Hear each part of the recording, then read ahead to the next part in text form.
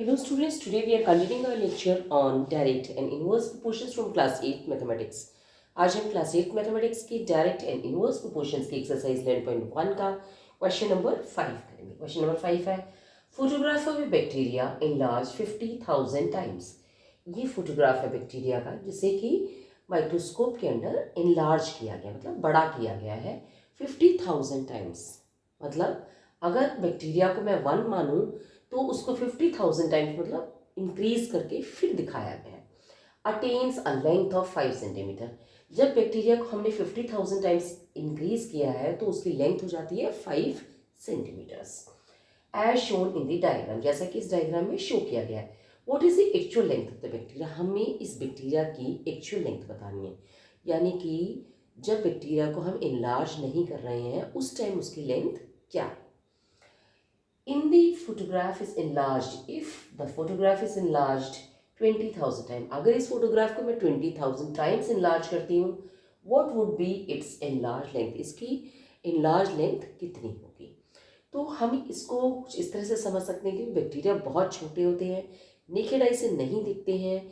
हम उन्हें electron microscope के अंदर enlarge करके देख सकते हैं, या कई बार थोड़े बड़े बैक्टीरिया हों तो हम सिंपल माइक्रोस्कोप में भी enlarge करके देख सकते हैं.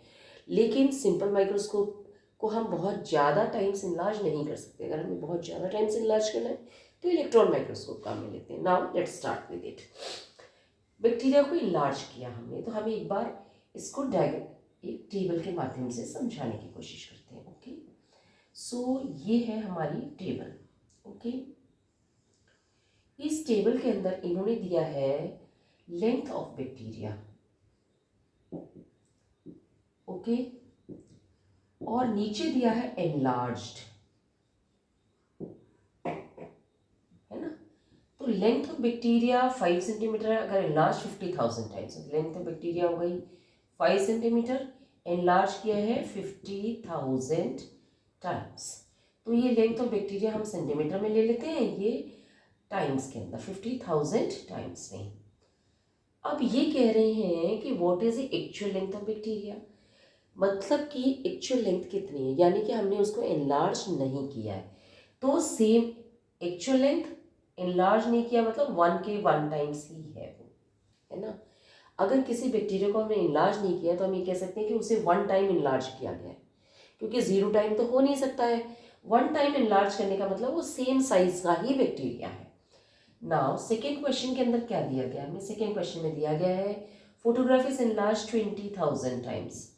20,000 टाइम्स. ओके,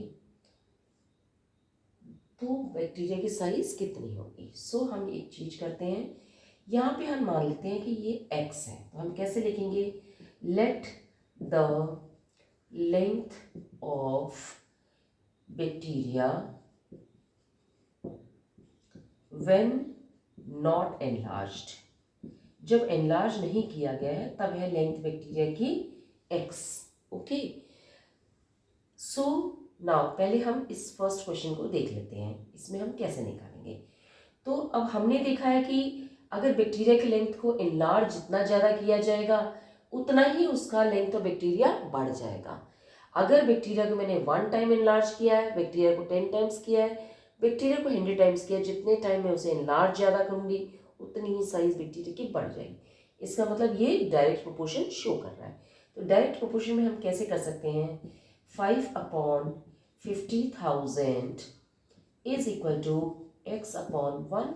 ओके, तो मेरी x की वैल्यू यहाँ पे क्या आ जाएगी, x की वैल्यू मेरी आ जाएगी 5 1 जा 5, 5 1 जा 5, 0 0 0 0, यानी कि 1/10⁻⁴. और ये जो 1/10⁴ अगर मैं इसे ऊपर लेके आती हूँ तो ये हो जाएगा 10⁻⁻⁴, यानी कि इतना सेंटीमीटर हो जाएगा. ठीक, तो यहाँ पे वैल्यू क्या आ जाएगी 10⁻⁻⁴.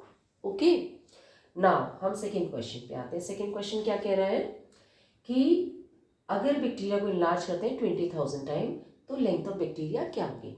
सो सेकेंड क्वेश्चन में हम देख लेते हैं, let the length of bacteria when enlarged 20,000 times. Okay, let it be y. ठीक है, हम इसे y मान सकते हैं. अब हम कैसे करेंगे? 5/50,000 is equal to y/20,000. Okay, तो y की वैल्यू क्या हो जाएगी? यहाँ पे 1, यहाँ पे 10,000 हो जाएगा. ओके, इसको मैं इधर लेके आऊंगी तो यहाँ पे डिवाइड हो रहा है, यहाँ आएगा तो मल्टीप्लाई हो जाएगा. तो 1 × 20,000 डिवाइडेड बाई 10,000. सारे ज़ीरो कट गए, हमारी वैल्यू आ जाएगी 2 सेंटीमीटर्स. यानी कि हम कह सकते हैं कि जब हम एनलार्ज नहीं करते हैं, ओरिजिनल साइज बैक्टीरिया की देखने की कोशिश करते हैं, तो उसकी जो लेंथ है वो बेसिकली हो जाएगी 10⁻⁻⁴. लेकिन जब हम उसे 20,000 टाइम्स इनलार्ज करेंगे तो जो उसकी लेंथ होगी वो होगी 2 सेंटीमीटर्स. ओके, सो इस तरीके से हम क्वेश्चन को सॉल्व कर सकते हैं. अगर आपको कोई चीज़ नहीं समझ आई है तो वीडियो में आप पूछ सकते हैं. वीडियो पसंद आई तो लाइक करें, चैनल को सब्सक्राइब करें, अपने फ्रेंड्स के साथ शेयर करें. Thank you.